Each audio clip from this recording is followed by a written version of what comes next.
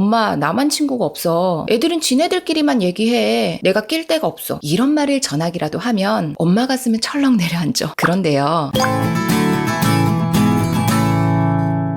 안녕하세요. 어디든 학교의 하유정입니다. 새학년이 되면 부모도 아이도 친구 관계에 대한 고민을 안 할 수가 없죠. 인간은 본래 관계 속에서 살아가는 존재니까요. 우리 아이가 친구들 사이에서 잘 어울릴 수 있을까? 놀 친구는 있을까? 혹시 혼자 있지는 않을까? 이런 걱정이 자연스럽게 떠오르는 그 시기가 바로 새학년, 새학기 시작할 때쯤인 것 같아요. 이 시기에 아이가 엄마 나만 친구가 없어. 애들은 지네들끼리만 얘기해. 내가 낄 데가 없어. 이런 말을 전하기라도 하면 엄마 가슴은 철렁 내려앉죠. 그런데요. 친구 숫자에 연연하는 것보다 더 중요한 게 있어요. 이건 아이 입장에서 그리고 부모 입장에서요. 우리 아이 입장에서 중요한 건 자기 스스로를 건강하게 바라보고 무엇보다 자기 자신을 지키는 그 힘을 잘 기르는 것. 그리고 부모 입장에서 중요한 건 친구가 많아야 좋은 거야. 친구가 많은 애들이 성격이 좋은 거야. 이런 생각을 먼저 내려놓는 거예요. 우리 아이에게 혼자 있음이 결코 실패가 아니라는 것을 알려주세요. 모든 시간에 그 누구와 함께 있어야 한다는 그런 강박을 아이가 갖지 않도록 자주 대화를 나눠주셔야 돼요. 자, 그런데요. 이때 부모의 말에는요. 꼭 지켜야 하는 5단계의 순서가 있어요. 이 순서가 엉키게 되면 아이는 절대로 부모의 말을 받아들일 수 없게 돼요. 자, 그럼 오늘은 이 대화의 5단계 순서를 하나씩 살펴보도록 할게요. 자, 먼저 1단계는 수용입니다. 이 1단계 수용은요. 판단 없이 받아들이는 단계예요. 그래, 네가 그렇게 느끼는구나. 새로운 반에서 친한 친구가 없는 것 같으니까 속상하구나. 이건 아이의 감정을 맞다 틀리다 절대 판단하지는 않는 거예요. 그냥 있는 그대로를 인정해 주는 거예요. 그러니까 이 수용이라고 하는 첫 번째 단계에서 괜찮아, 금방 친구 생길 거야, 이렇게 재해석하거나 해결하려고 들지 않는 거예요. 이렇게 되면 아이는 자기 감정을 부정당한다고 느낄 수 있거든요. 그럼 부모의 말이 마음에 들어오기도 전에 마음의 문부터 닫게 되는 거예요. 자, 이렇게 판단 없이 수용해 주시고 그 다음 단계가 바로 2단계 공감입니다. 감정에 반응해 주는 게 공감이죠. 친구들이 다 무리가 있는 것 같아서 외로웠구나. 그래, 그럴 때는 정말 서운하고 속상할 것 같아. 이렇게 단순하게 들어주는 것에서 한 발 더 나아갔죠. 아이가 느끼는 감정을 부모가 함께 이해하고 언어로서 표현해 주는 거예요. 그냥 단순히 맞장구 쳐주는 거랑 다르죠. 이 다르다는 게 아이 입장에서 느끼고 표현해 준다는 거거든요. 그러면 아이는 나만 이렇게 느끼는 게 아니구나. 이때 안정감을 찾게 돼요. 자, 이렇게 수용해주고 공감해주고 나면 그 다음 3단계는 탐색입니다. 자, 이제 아이가 자신의 감정을 스스로 이해하고 정리할 수 있도록 도와주는 단계예요. 이때 아이의 내면을 들여다보는 대화를 나눠주시는 거예요. 네가 친구 관계에서 가장 바라는 게 뭐야? 친구랑 함께 있는 순간 중에 어떤 순간이 즐거웠어? 친구가 많았으면 하는 이유가 있을까? 너가 봤을 때 친구들은 다 무리가 있다고 했는데 혹시 그 중에 편안하게 다가갈 수 있는 친구, 떠오르는 친구 있어? 네가 먼저 다가갔던 경험은 있어? 그때 기분은 어땠어? 이런 개방적인 질문을 통해서 아이는 내가 진짜 원하는 관계는 뭘까? 이런 자신을 탐색해보는 시간을 가져보는 거예요. 자, 그 다음 4단계는 재구성이에요. 생각을 유연하게 바꾸는 대화죠. 앞단계 탐색에서 나온 여러 가지 감정들을 조금 더 긍정적이고 유연한 시각으로 바라볼 수 있도록 도와주는 과정이에요. 우리 아이의 지금 현재 사고방식이 좀 어때요? 나는 친구가 없어. 그래서 나는 외로워. 이거잖아요. 이걸 긍정적으로 재해석하는 과정, 인지적 재구성을 경험시켜주는 거예요. 친구를 못 사귄 게 아니라 새로운 친구를 만나고 있는 중이야. 모두가 무리가 있는 것처럼 보여도 모두가 어색한 시간이 새학기야. 사실 속으로는 너처럼 고민하는 친구도 많을 거야. 또는 우리 아이의 장점을 살려주면서 인지적 재구성을 해주는 말도 좋아요. 너는 말을 재미있게 하는 편이니까 친구들이랑 조금만 이야기하다 보면 금방 친해질 거야. 너는 친구를 잘 챙겨주는 성격이니까 분명 친구들에게 너가 좋은 친구가 돼줄 수 있을 거야. 너처럼 조용한 성격을 좋아하는 친구도 많아. 이렇게 혼자라고 하는 개념을 기다림이라는 개념으로 재구성시켜주는 대화를 자주 해주세요. 자, 그럼 마지막 5단계는요. 강화와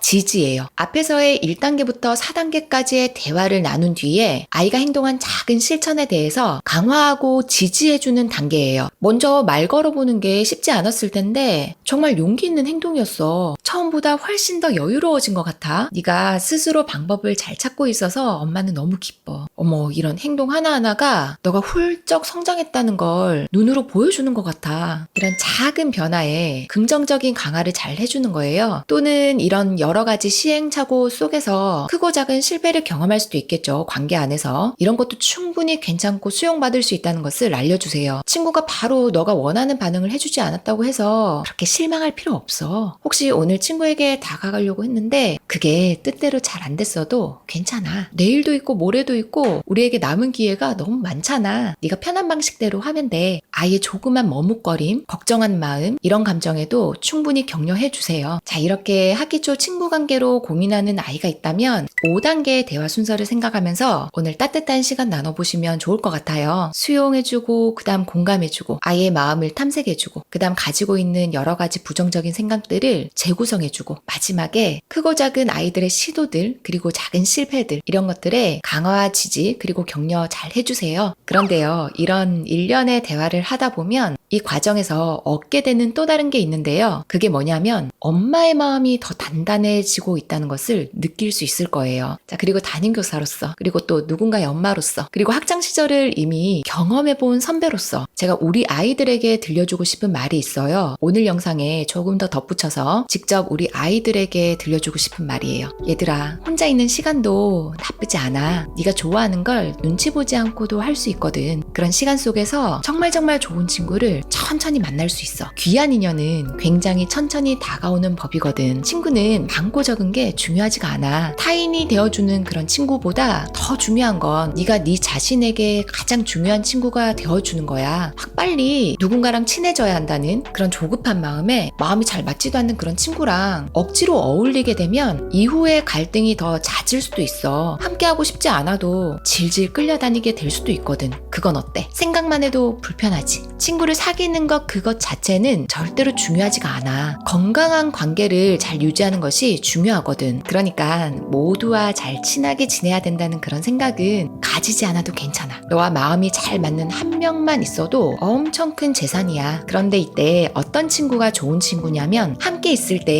네 마음이 편한 친구야. 같이 있을 때 자꾸 눈치 보이고 불편한 친구도 있잖아. 그러면 건강한 관계는 아니라는 거야. 네가 어떤 사람이랑 어울릴 때 행복한지를 잘 생각해봐. 그리고 잘 찾아봐. 이건 시간을 들여서 천천히 느껴보는 거야. 그리고 다른 사람이 널 좋아해 주기를 바라기 전에 나는 나를 얼마나 사랑하고 좋아하는지를 그걸 먼저 봐. 알겠지? 자, 그럼 이번엔 우리 부모님들. 부모가 너무 조급해하고 친구가 없는 것 같다고 너무 걱정하고 그런 모습을 보이게 되면 아이는 이 관계에 더욱더 연연하게 되거든요. 조금은 의연하고 좀 담담하게 아이가 관계를 받아들일 수 있도록 아이의 곁만 잘 지켜주세요. 오늘 말씀드린 5단계를 떠올리면서 아이의 말 끊지 마시고 수용해주고 공감해주는 그 단계 꼭 가지세요. 그럼 저는 다음 영상에서 또다시 찾아뵙도록 할게요.